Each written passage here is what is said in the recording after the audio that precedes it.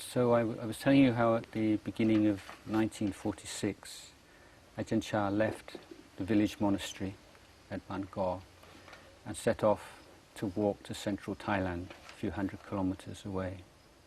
So this was like almost a second leaving home for him. And it was the point at which we can say he became a Tudong monk or a forest monk for the first time. So maybe I could give you a bit of background on that.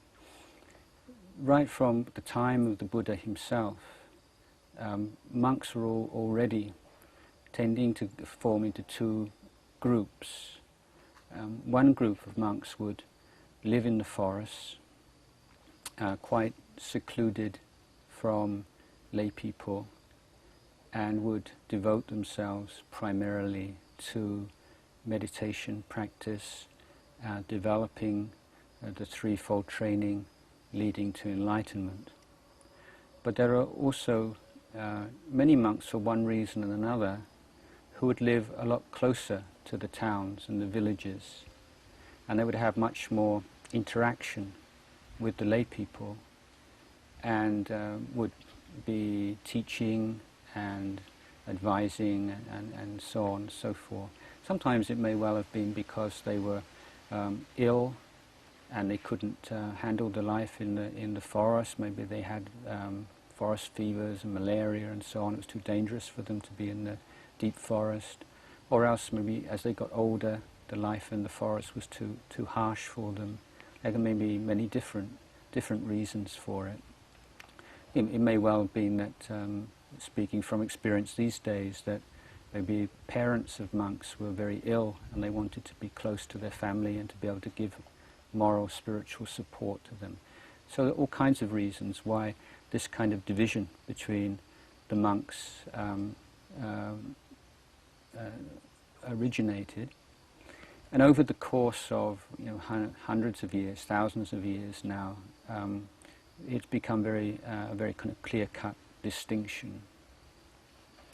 And the monks who live in the monasteries, like the one I told you about before, right in the middle of the towns and the villages, tend to be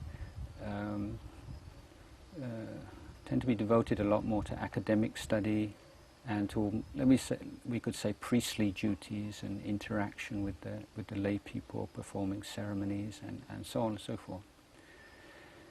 Whereas the forest monasteries and the forest monks, usually in a minority, are living a little bit further away, a little bit more secluded, less contact with the lay people. Now, having said that, it's important to realize that the way the Buddha set up the monastic order ensured that monks have to have at least a daily, minimal daily contact with lay people. He didn't want the monks to be hermits.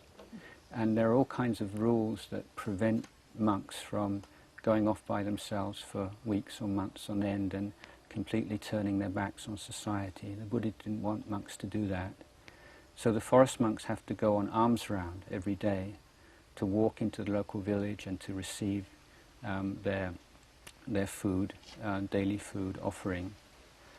And so in the villages, one of the first things people do in the morning, they wake up and they cook some rice, and then they go and stand outside the house and wait for the monks to come and have a chat, and often they take their children or their grandchildren, and so it's a very beautiful way to start the day with an act of offering.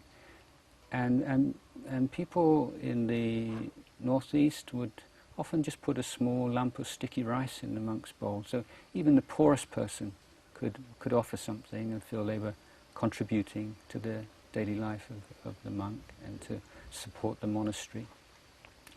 And the sight of the monks and their restraint and their peaceful demeanor would be inspiring to the people and remind them of their religious, spiritual aspirations.